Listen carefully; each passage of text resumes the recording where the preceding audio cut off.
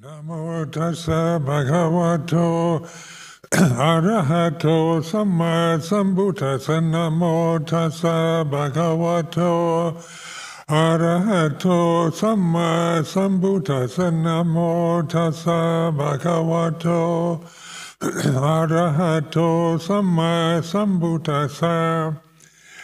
Aparutade sangamatassa tawara ye sodavanta bamunjantu satang.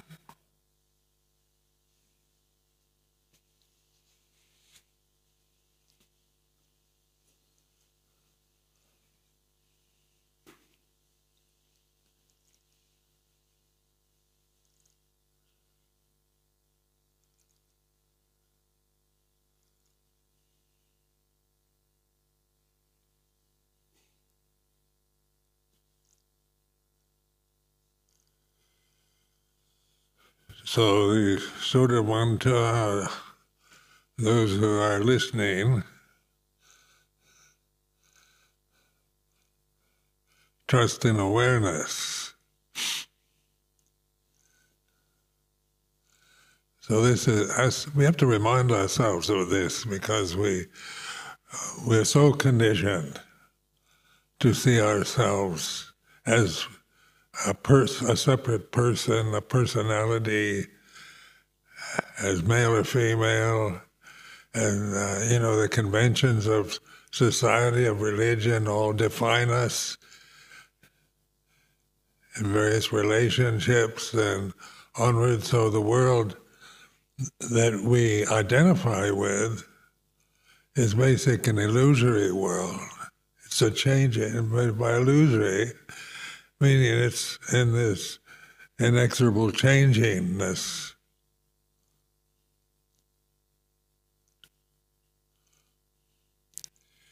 Where the Sodavanta, the listener, the ability to listen, pay attention, open to the here and now, this is our natural state. This is not a created state.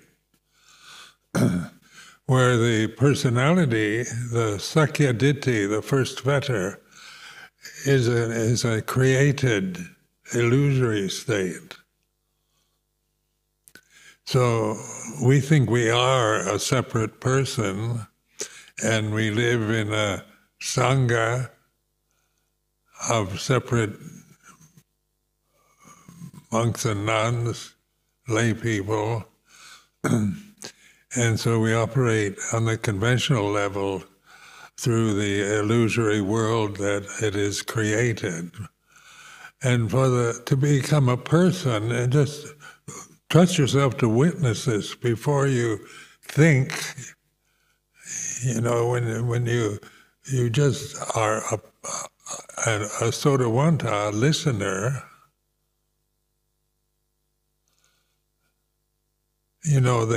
the thinking process stops.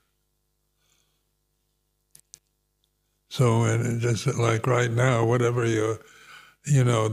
what I'm saying might bewilder you or interest you, but the witness of the state, the ability to witness the mental state you're experiencing in these separate forms. And that'll change.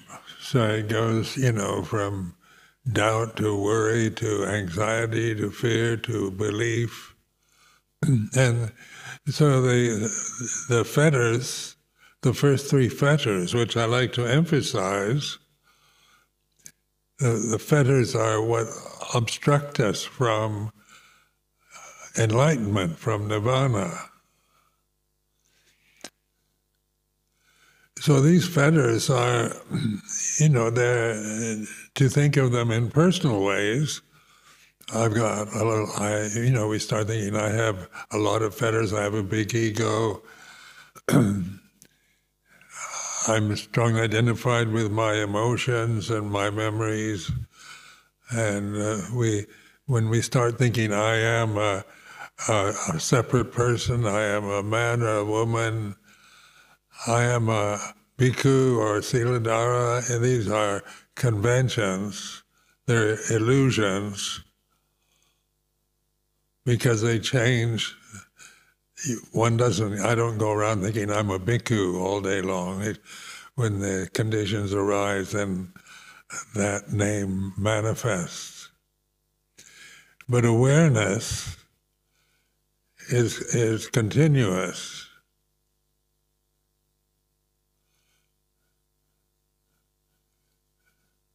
Now you can explore this kind of reflection just by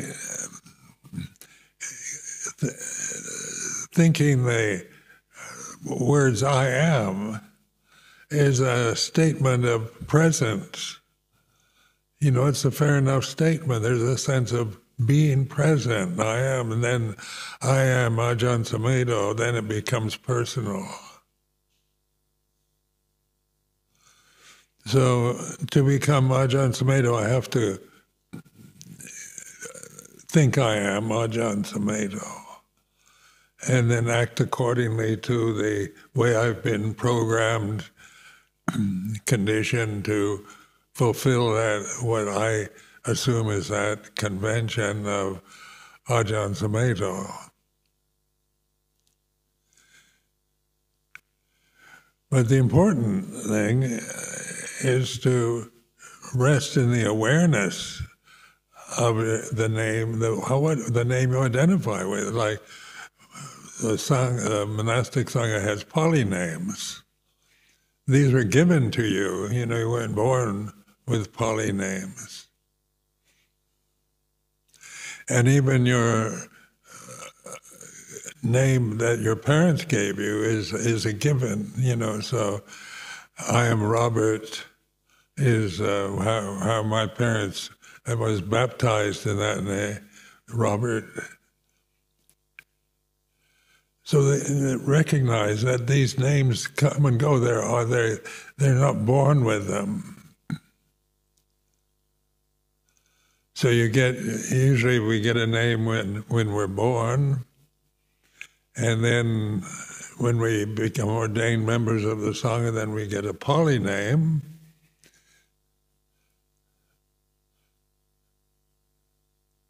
And then we get called Luang or whatever, when you reach that age where you're an elder. And so these are conventions, but they are all impermanent and not really they're illusions because they arise and cease, they're created. What isn't created here and now is awareness, consciousness. So the Pali word for the first fetter is Sakkaya-ditthi, this identification with the body, because this is what we have to live with for a lifetime. And the body is, if anything seems to be personal, it's the bodies that we have. So walking from my kuti over here, talking to Ajahn Asoko about, old bodies. I have to go to the eye doctor. I go to the dentist on Friday and the eye doctor on Monday. And just to keep this old body kind of functioning properly, and to see this as just the nature of an old body is it's fading, it's degenerating, it's dying, it's getting old and weak, and so that can be observed or taken personally.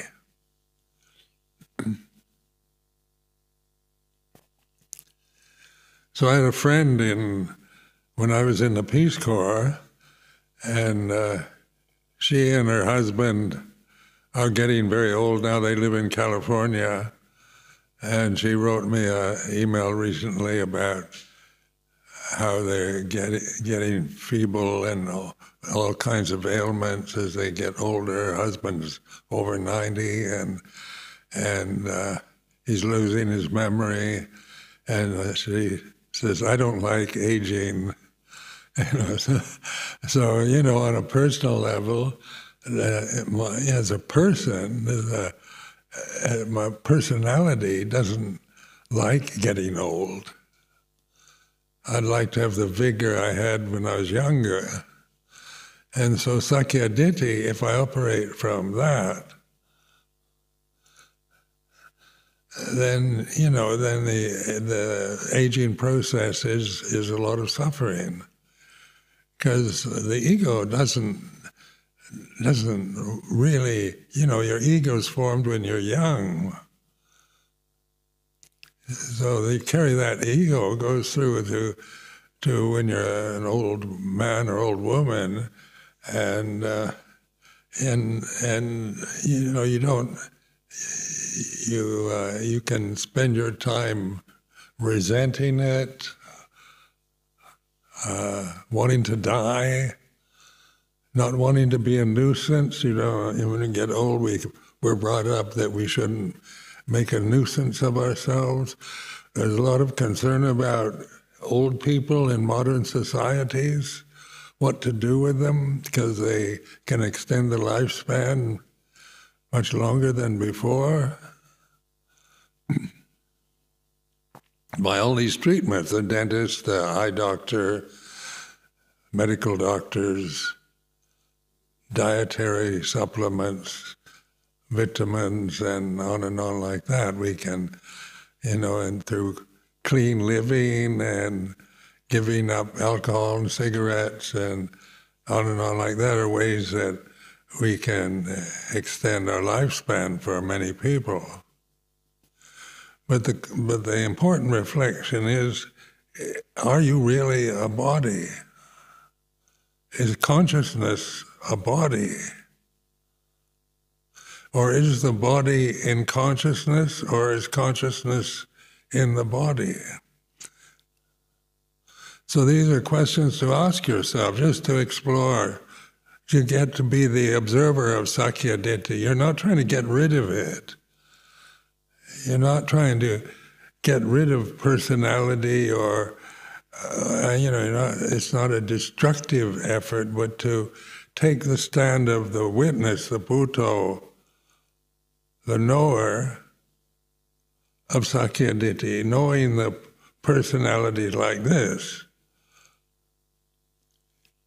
So in observing my own personality, I can, I see it as very conditioned, easily changing, and a created thing. It's not, you can't sustain, the personality is so changeable according to what's happening, the weather changes, or the time of day or night, or the relationships with others. But this Sakyaditi, you can observe it, that's like being aware.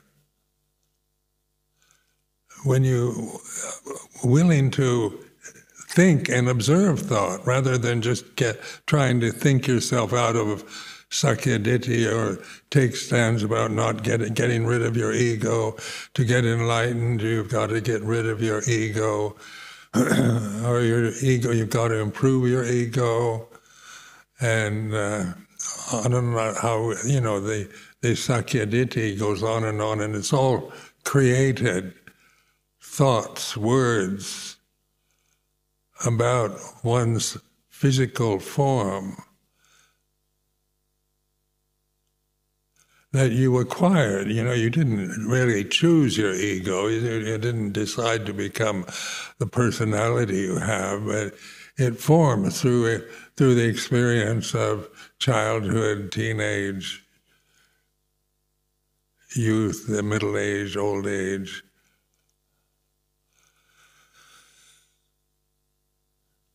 So I made a special effort to just watch Sakyaditi, the sense of me being a man, being a monk, being Ajahn, being being whatever, listening to it in its, so you listen to the ego. You can hear your ego. You can feel your ego is very emotional.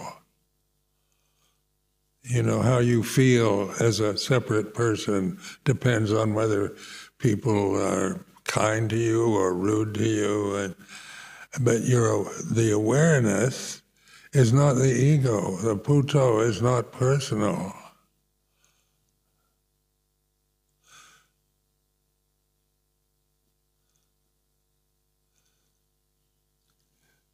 So it's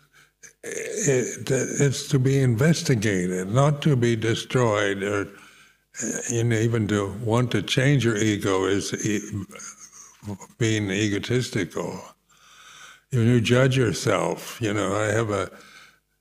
a narcissist or a sociopath, or I'm whatever. I'm a schizophrenic, or I'm a normal person. And these are all words that we might be self-criticisms or identifications.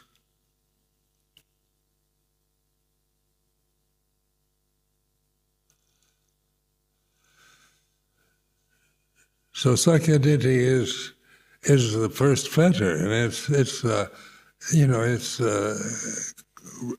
conventional, so it's constantly we have to live with the conventions. Like we've chosen these particular conventions of Theravada monasticism. So the conventions, we can identify, the ego can grasp the conventions, or the point of the monastic conventions is to use them for investigation. Not to investigate the conventions as such, but to limit action and speech to where we can observe a frustration when we can't get what we want, or where we feel jealous or frightened or threatened or angry or resentful. Because these are a part of society itself. We all have to experience these things, whether we're lay people or married or monastics. The conventional conditions do affect us. Whether some are very good, some are very bad or neutral. But being aware of them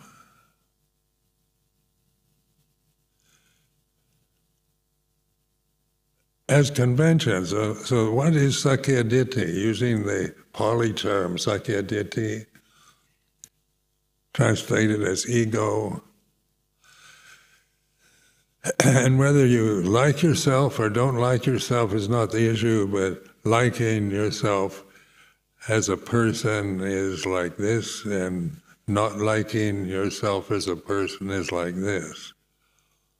And then the modern psychology says we should all love ourselves, so that we think that sounds very good, and then we ask, do I really love myself? And then to just observe the effect that when we identify with the word love or question ourselves, what is aware of these words that we have? What is, like the word love, what is it manifests out of consciousness. If there's no consciousness, there'd be no word. So my emphasis on we take our stand with awareness, which is impersonal, it's not a person. But it gives us perspective on the personal conditioning the way we grasp it, identify with it, make judgments with it, and create all kinds of personal problems, social problems, psychological problems with this habitual clinging to what you think, what you remember, what you believe.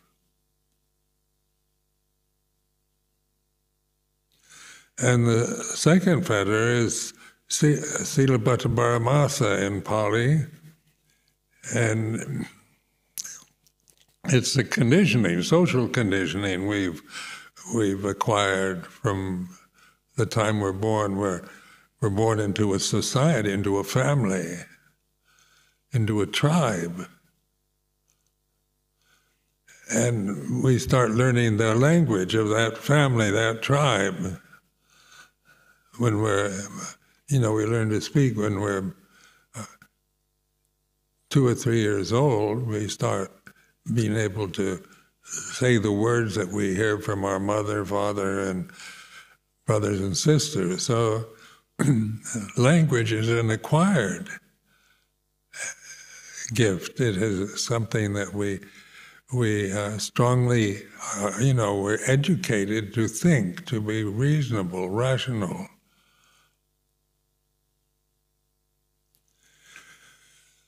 But society isn't, like the news media of the present day is all about democracy or the destruction of democracy or dictatorships or oligarchies, monarchies. These are created words by human beings. Identify, so we tend to, in countries like this, believe in democracy.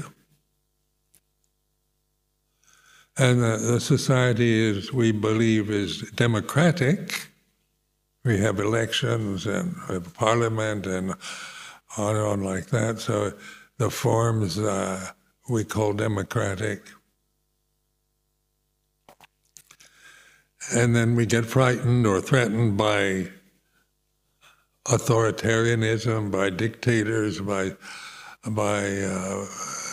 neighboring countries, and the refugees that are coming to Europe or in the United States from Mexico, from Central South America. We see all these migrants, immigrants, as threats to our standard of living, our sense of identity with democracy. And yet, in terms of human kindness, we can feel, sorry for people who have to migrate to another country. So on one level, we feel sympathy, but on the other level, we don't. What are we going to do with a lot of immigrants from Africa or Mexico? And, then we've got to protect our own status, our way of life, our standard of living. So we start thinking in terms of how we were conditioned, Silabbata Paramasa.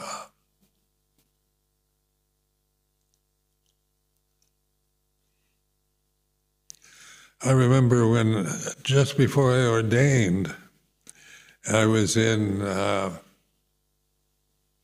Thailand I was teaching English in Bangkok, and this was 1966, and Time magazine came out with the cover saying, "God is dead." Very shocking to people, because this was it was deliberately meant for shock value. So I remember,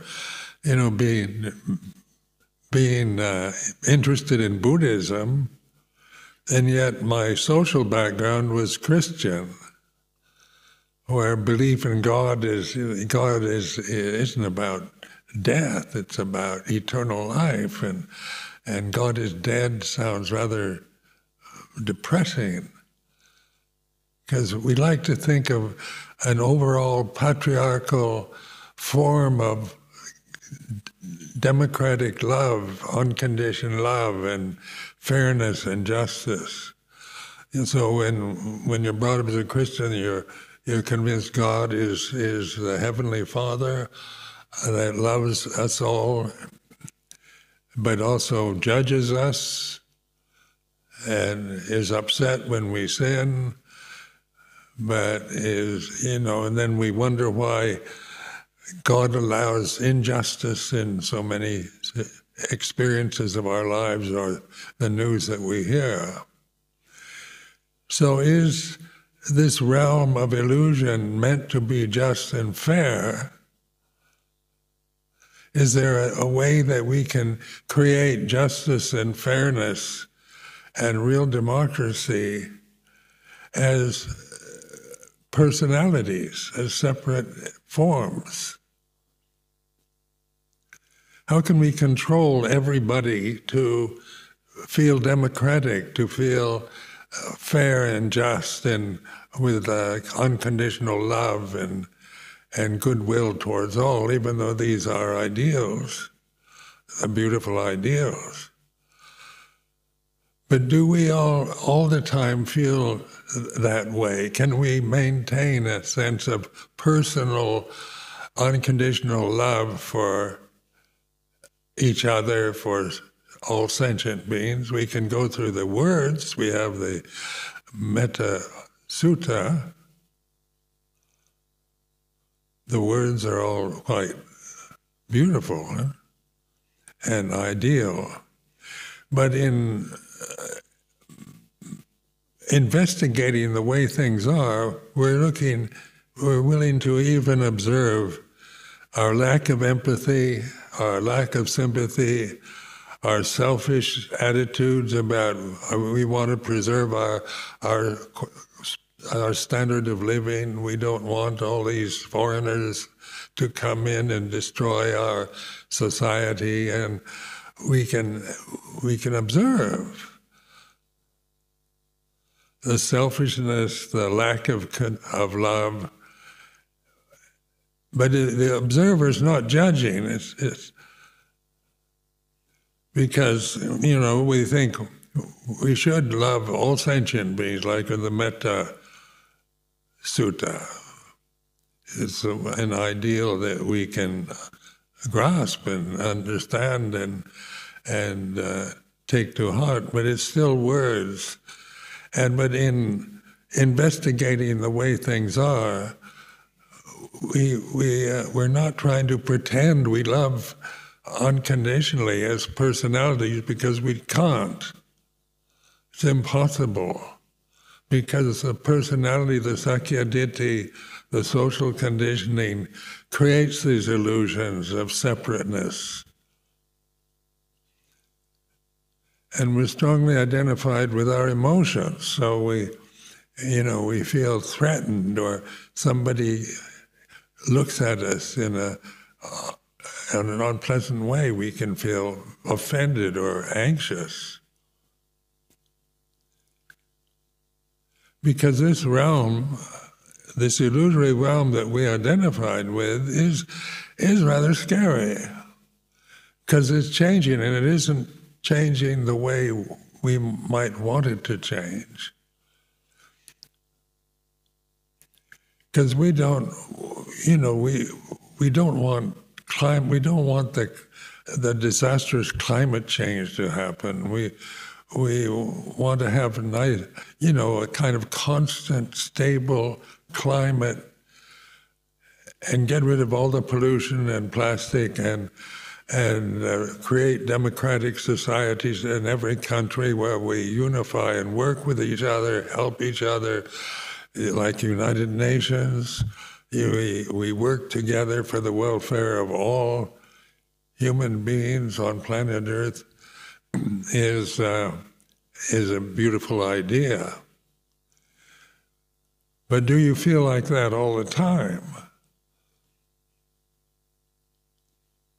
So in Sangha life, we can we can chant the Karaniya Metta Sutta every day, but then in terms of bhavana or investigation, we look at when we feel resentment or jealousy or envy or just being depressed, or the way we blame somebody for our suffering. So that's not ideal, is it, to be one who blames everyone else for their suffering? That's not an ideal state. So we can be critical of ourselves. I should have loving kindness for them all, but I feel this real anger and resentment, and I've got to get rid of it. That's Sakyaditi again. I've got to get rid of fear, jealousy, and anger. Because what is it that wants to get rid of fear, jealousy, and anger? Is the sense of, I am this form, this person, and this person is, an illusion that we strongly believe in and identify with. So we're not trying to kill ourselves or kill the ego or to condemn ourselves for our personal selfish feelings of the moment or our anger and resentment or jealousy that might arise in the present situation, but to use these emotions, because Puto is never jealous, angry. Pure conscious awareness has no quality. It doesn't feel anything, but it's aware and non-judgmental. So it's what you can call unconditional love, because it accepts everything as it is, knowing that all conditions are impermanent. So I've heard people say, we've got to crush our egos. We've got to get rid of our egos and our fears and greed. We shouldn't be greedy as samanas. We shouldn't be selfish. And so these are acquired wishes we might have. But it's the ego still operating, not wanting something, not wanting to be self-centered or get angry or whatever. So we can't win on that level. We can't ever really get anywhere as long as we believe in Sakyaditi and Silabbata Paramasa. So is Buddhism, Theravada Buddhism, Silabbata Paramasa? Do we get rid of it? Or is it, the whole convention of the Buddha was to investigate life, to get beyond Sakyaditi and Silabbata Paramasa, or conventional conditioning, social, cultural conditioning, religious conditioning. Are we just trying to identify with Buddhism as something separate from Islam, Christianity, Judaism? We're Buddhists, not Christians, or even modern Buddhist interest in Buddhism can be, we're not even Buddhists, we're Vipassana practitioners or Zen Buddhists or whatever. So these are titles that we might prefer to identify with. But is that the purpose of an observer, a Puto, who is just aware the conditioning process as something that is impermanent and not self?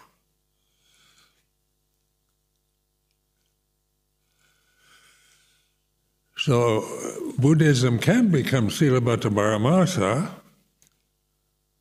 Buddhist monasticism can become Silabbata Paramasa if we cling to it as a separate person, because it is convention.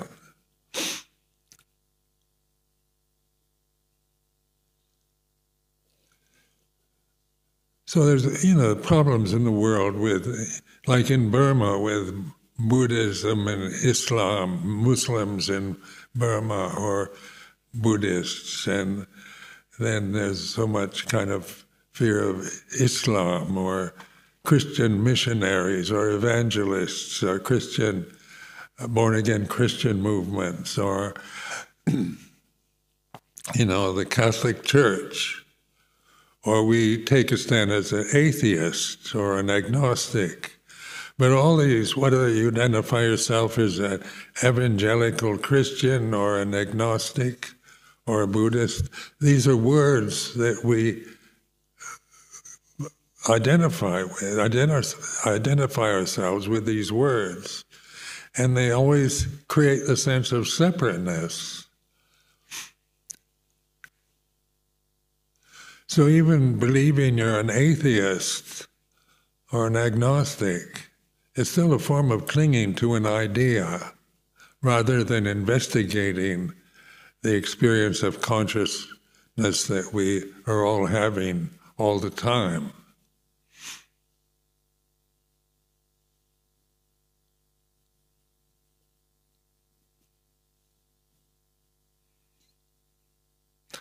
And the third fetter is, as many of you know, is vicikicca, or doubt. Translated, Pali word vicikicca, translated into English as doubt. And doubt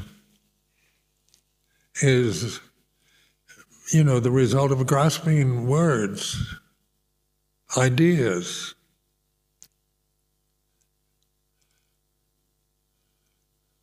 Am I really a Buddhist?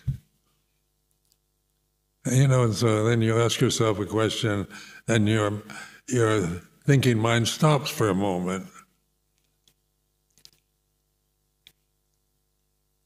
Am I really Ajahn Sumedho? And then there's silence. You can answer that question yourself. Well, I am. It's and. That's what I identify with, and we can rationalize it. But you're not interested in trying to answer the questions or solve the doubts, but to begin to observe the absence of a thought, where your mind goes into not knowing. It's like this.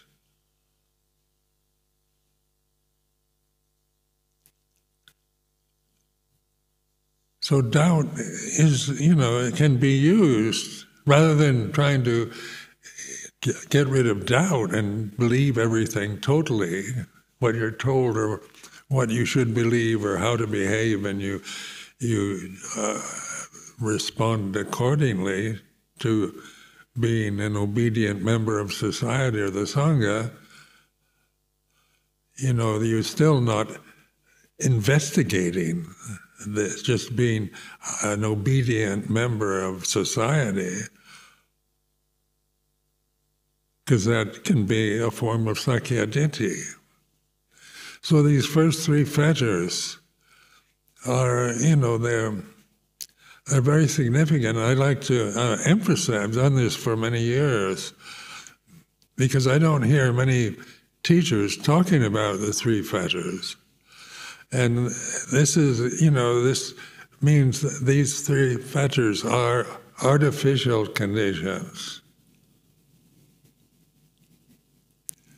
They're created images by human beings. Language is a creation by human beings. There's no divine language sent down from God, or there's no Dhamma language. Dhamma, in terms of pure conscious awareness, has no language. So language is when we try to think ourselves into enlightenment, or am I a stream enterer or not? Have I attained stream entry, sotapanna? Can I call myself a sotapanna? Then these are questions we might ask ourselves. But then when we investigate the first three fetters, can your personality become a sotapanna? Can your personality, as your separate sense of being a person, and yet all the identities that go along with it, with your cultural conditioning and the way you think, the way you've been educated, can that become a stream enterer? And you realize it can't. Because it's just empty phenomena that you're identifying with. So sankharas, phenomena, empty phenomena, they have no reality in themselves, they're illusions. But what is not an illusion is conscious awareness.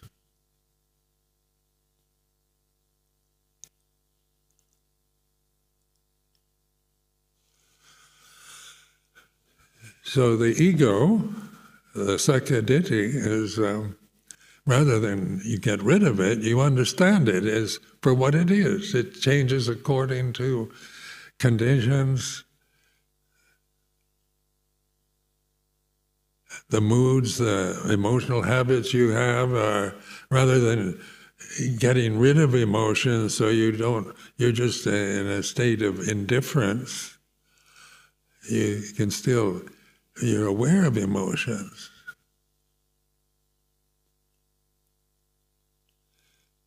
And not judging them. So even selfish, mean-hearted emotions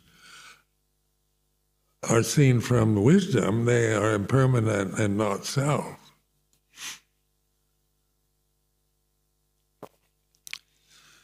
So you're not crushing your ego, trying to become a perfect person or become a stream enterer or an arahant. When we try to become arahants, what are we doing? Can my ego ever, I can delude myself thinking I'm an arahant. But that's the sakkayaditthi again. You're around thinking I'm a stream enterer, an arahant. That's words again that you're grasping, identities, that you're taking these words from the Pali Canon and identifying with them.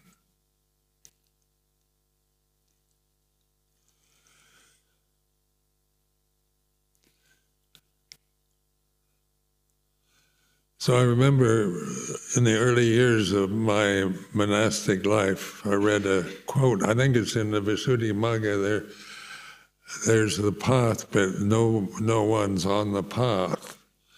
And I thought from my worldly mind at that time, that's rather depressing. There's a path, but nobody's on it.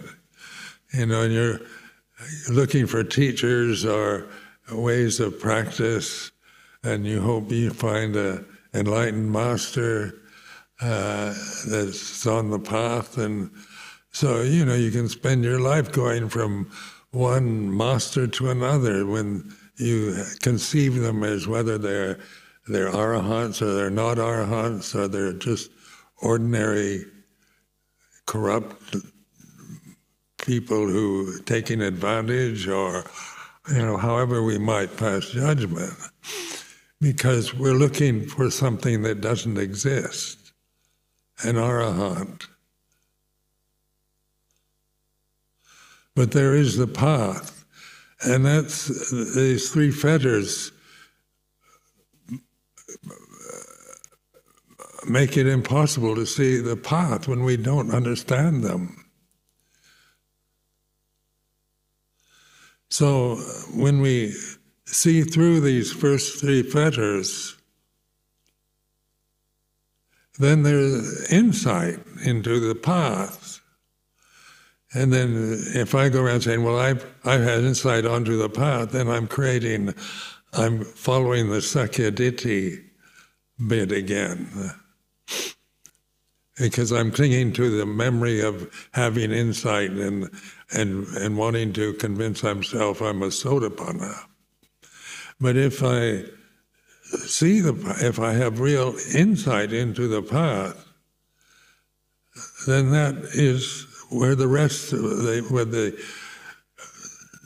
once return or non-return arhat, these are stages of letting go of the illusions that we create, not getting rid of the world, destroying it, or trying to change everything, but to realize change is the nature of the conditioned realm that we identify with.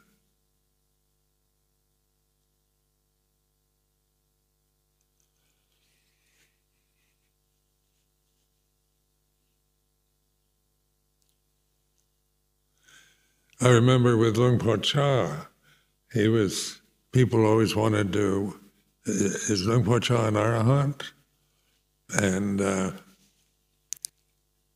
I personally wanted to believe he was. It seemed like he was an arahant, but that's the personality wanting my teacher to be to be this, what I regarded as an arahant. I didn't know what an arahant really was, but it sounded like this person, this form is an enlightened being, no longer subject to delusion. But the forms are, they're born, they get sick and die. Luang Por Chah got very ill, he died. The form, the arahant, died, or was the arahant the natural state of pure conscious awareness? Does conscious awareness die? So when we talk about mindfulness or awareness, consciousness, these are words too. When we cling to the words, then we tend to, I've got to be mindful, and I've got to be mindful every moment, and mindfulness is the way, and what's the difference between mindfulness and awareness and consciousness? We want to define the terms. People ask, what is Nibbana? Talk about Nibbana. And what is Nirodha? How is Nirodha different from Nibbana? And on like that, we get into intellectual discussions about the difference between Nirodha and Nibbana.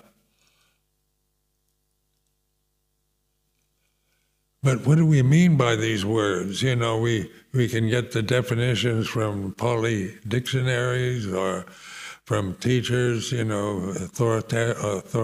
authoritative people who have studied the scriptures and quibble about Nibbana and Nirodha and enlightenment and on like that. We can spend the time discussing Buddhism,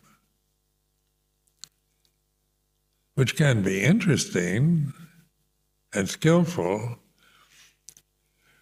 But right now, when I say the word Nibbana, what is it? And so it's translated, the candle flame is blown out, or it's cool, or these are attempts to describe Nibbana,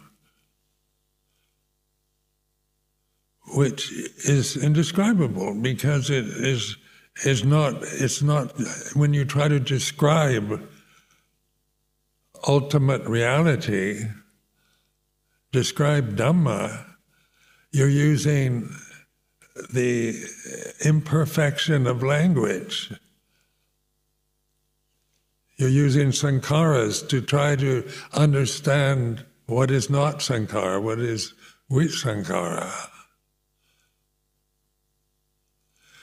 So can sankharas really understand nibbana or nirodha? Or is that, when we talk about realizing that for oneself, that's wordless. Is jnana dasana, the insight. Jnana, it means insight into ultimate reality. It's not it's just pointing to the insight, knowledge, for vipassana, investigating. And in this form that we encourage here at Amaravati is to really see the occasion offered in a situation like this to investigate experience. Not just to become a monk or a nun or a lay person or a meditator or try to attain stream entry or try to become an arahant or take a stand, whether you like this form or another form of Buddhism, or you can investigate all these tendencies to prefer one thing over another. And that awareness then is here and now and timeless. Ehi pratiko, see for yourself. It's an encouragement to wake up and investigate experience. It gives you all the tools to do it. The teachings of the Buddha, the scripture, the sutras, are very skillful means to investigate experience as we individually experience life. Because each one of these separate forms experiences life differently. And because the forms are different. The changing forms of earth, fire, water, and air are just, they're not going to be exactly the same for any two people. But awareness, conscious awareness, vinyanang anidasanang anantang sapado pabang is universal, unitive. It's one consciousness, and when that's an insight. That's not a doctrine or some metaphysical ideal. It's reality itself. So I offer this for your reflection.